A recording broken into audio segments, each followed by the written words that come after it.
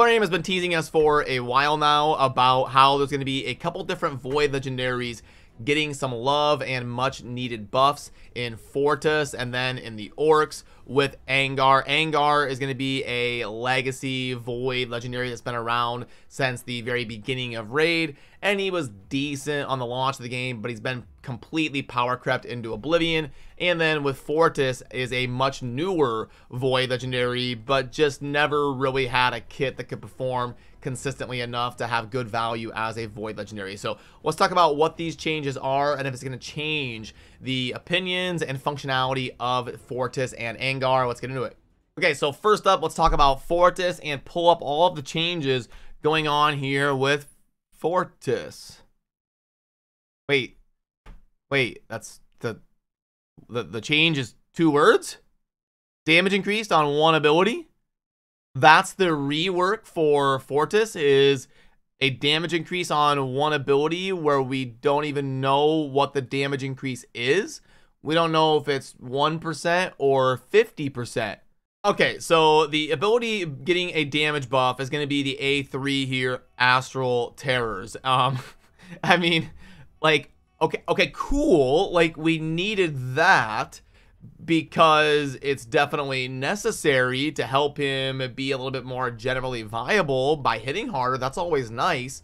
But A, we have no idea what that rebalance is, and B, that is not the adjustment that needed to happen with Fortis. And since he's a Void Legendary, many of you probably don't have him yet, but let's just do a quick review of his kit and kind of what the problem was. So you've got attack 1 enemy with a chance to fear them for 1 turn, and it will always be critical if the target is already under a fear or true fear. Fortis scales with defense. The A2 is going to be a booked up 3-turn cooldown AoE that is going to have a really good chance of placing a true fear for 1 turn, and it can't be resisted if they're already under a different fear.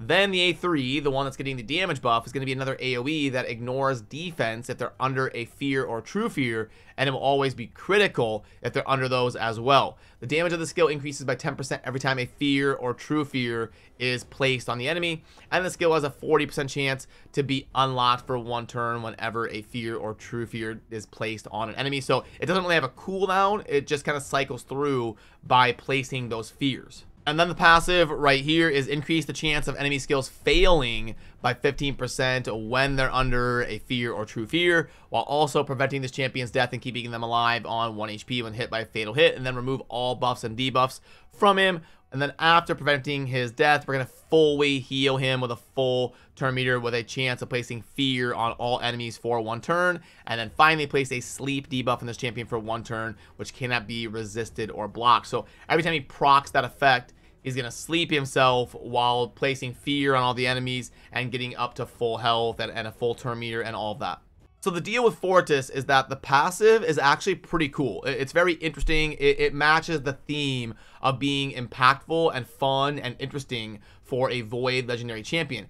But the problem is this kit is just too reliant on fear and true fear being placed all over the place to kind of snowball the value, and you're not really going to be getting a whole lot from doing this on bosses. So he's really got to be exceedingly amazing in all other content. So the rework that I would have personally done for Fortis is A, also make him hit harder. Yes, more damage is always a good thing for a Void Legendary that isn't seeing enough play, but I would have tied the placing of fears to the passive. I would have had some sort of passive effect, like every time this champion is either hit or hits an enemy, there's a 25% chance to place a true fear for 1 turn. Something like that. Just passive value to be super annoying, like a Mithrala, where you've got that chance to place all of the different petrifies and stuff like that. If Fortis just passively got value out of true fears by either getting attacked or attacking opponents,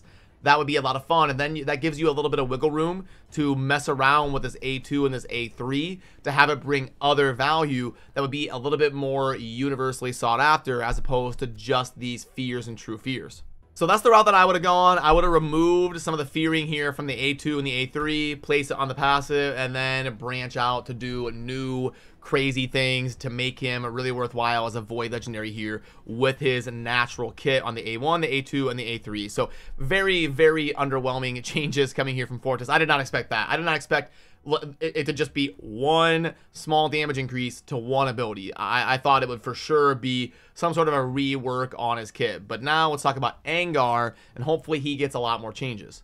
Okay, so first of all, at least Angar got a few changes. It looks like the A1 is not going to be changed at all. This is just going to be a very consistent provoke here where you can pick one target to keep them provoked, and you'll get an extra hit if they're already under a provoke. Now, you can see here with the A2, we are going to be getting a damage increase, and then also we're going to have a chance of placing the provoke for 2 turns instead of just 1 turn. So the natural base ability is going to place a provoke on them for 1 turn, but we can see the text up there says it also has a 75% chance of placing a provoke on them for 2 turns. So that definitely makes the A2 a lot more solid, and AoE 2-turn provoke is very good. He'll obviously be amazing in any sort of wave content, faction wars, Doom Tower, slow progression kind of scenario, things like that. And then for the passive, it looks like they're going to be leaving it mostly the same. They're just adding on and also 90% chance of placing a 50% decrease attack debuff on an enemy for 1 turn whenever an enemy under a provoke debuff attacks an ally, which is usually going to be him if he's placing the provoke. So whenever something under a provoke attacks, they're going to have a basically guaranteed chance, as long as he's booked, of placing that 50% decrease attack debuff. And I mean, like, Angar is obviously way better now with this. I don't think this is quite enough love. I think it's better than what Fortis got. It's going to bring him more in line with scaling with the times here in Raid. I mean, 4.5, 5 years has gone by since Angar was conceptualized as a champion, so he definitely needs an update here to get into the modern day meta of Raid. He's going to be a decent progression legendary if like a new account summons him. He will definitely be super annoying in PvP. You're facing this guy down in bronze and silver in the arena, and he's constantly counterattacking and provoking on an AoE for 2 turns, and then anytime you hit, now you do less damage because you're placing a decreased attack debuff on yourself. And he's got a bunch of HP here from the Aura, which I didn't read, but it's going to switch from HP in faction crypts to HP in all areas of the game. So he would be a decent pull for an early game account, but in terms of end game, I don't see it changing his functionality a whole lot, even though he is generally better. And what I would have maybe done with Angar is, I think a fun niche for him would have been to make the provokes unresistible. Like just the provokes. All the other stuff, like placing the decreased attack or whatever, the reflect damage, things like that, maybe leave that. But I would have had a passive ability here of all provoke debuff attempts by this champion cannot be resisted. That way, if you want, you can build him as a super beefed up tank with 0 accuracy and just focus on him being a provoker. And if you want the bonus value of placing the things like reflect damage, then you're going to have to build him with a little bit of accuracy to land that. But I think it would have been fun to make him a super tanky, guaranteed provoker if you want to go that route. Building him, it would have made him a little bit, like even that, it's not going to break him or something. There's unresistible abilities all over the game. So I think that would have been a nice touch to make him a little bit better without going too overboard. But I guess overall, I'm definitely super underwhelmed by this balance change. I've been saying this for years. Like, if you're gonna do balance changes once every 2 or 3 months, it's gotta be more than changing 2 champions. So like balance changes like this should be buffing up like 10, 15 champions and doing changes that are more robust to get more people excited out there about champions evolving with the times and being able to deal with the power creep that happens over the long haul of a game. When you've got 850 champions, doing a balance change every 3 months with 2 champions evolved, it's just not enough maintenance on the live ops of your game to keep everything relevant. So I'm definitely very confused about why they went this direction with Fortis. I mean, you've got Masha Led in the Undead Hordes here that is just way more consistent here on the True Fears. I mean, look at this ability compared to something Fortis has. You've got a booked up 3-turn cooldown that's going to increase speed and crit damage of your whole team while also placing a True Fear for 2 turns and a leech. So it's not like a 1-turn True Fear. You're getting 2 turns of 4 different things. speed and crit damage for your allies, and then True Fear and Leech on your enemies. Like, Fortis should have an ability like this Tornado A2 for Mashaled, something that's so generally useful and amazing. It brings a bunch of different things to the battlefield, but instead Fortis is like more niche than Mashaled, and it just doesn't really make a whole lot of sense to me. Which, oh, by the way, this Tornado ability grants an extra turn. Like, it would be better than an ability Fortis has, even without granting an extra turn.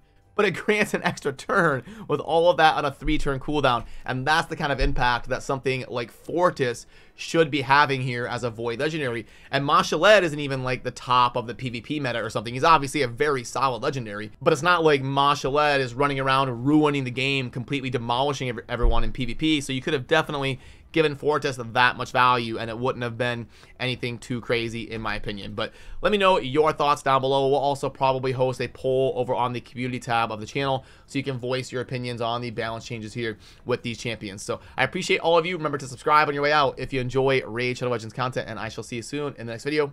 Peace.